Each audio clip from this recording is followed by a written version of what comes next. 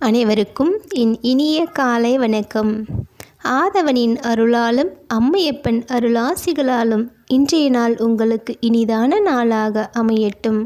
முதலாவதாக ஆதவனின் பதம் போற்றி இன்றைய நாளை துவக்கம் செய்வோமாக. நோய் நொடியின்றி நீடு வாழ தினம்தோறும் நாம் சூரிய பகவானை பதம் போற்றி பணிதல் அவசியமாகும். சிவாய நம. திருச்சிற்றம்பலம். இன்று சஷ்டி விரத நாளாகும். ஆதலால் நம் முருகப்பெருமானின் ஆலயம் சென்று தங்கள் குறைகளை எல்லாம் அவனிடம் சமர்ப்பணம் செய்து வழிபாடு செய்யுங்கள். நிச்சயம் வேலேந்திய வேலவன் வினைகள் அனைத்தையும் களைவானாக. சிவாய நம.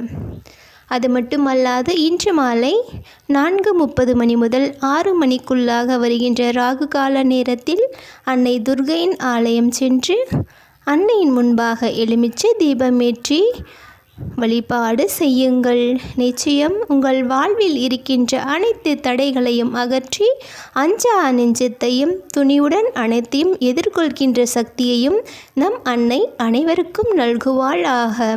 அன்னையை துதிக்கும் பொழுது ஓம் காத்யாயனாய வித்மகி கன்யாகுமாரியாய தீமகி தன்னோ துர்கி பிரசோதயாத் என்ற இந்த மந்திரத்தை கூறி அன்னையை வழிபாடு செய்யுங்கள்.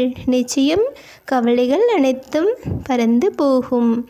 தெய்வங்களின் அருளாசிகளுடன் இன்றைய நாள் உங்களுக்கு இனிதான நாளாகவே அமையும். நினைத்ததெல்லாம் நடந்தேற எம்பெருமான் என்றும் தங்களுடன் இருந்து அருள் புரிவாராக. சிவாய நம. திருச்சிற்றம்பலம். சிவசிதம்பரம் தில்லையம்பலம்.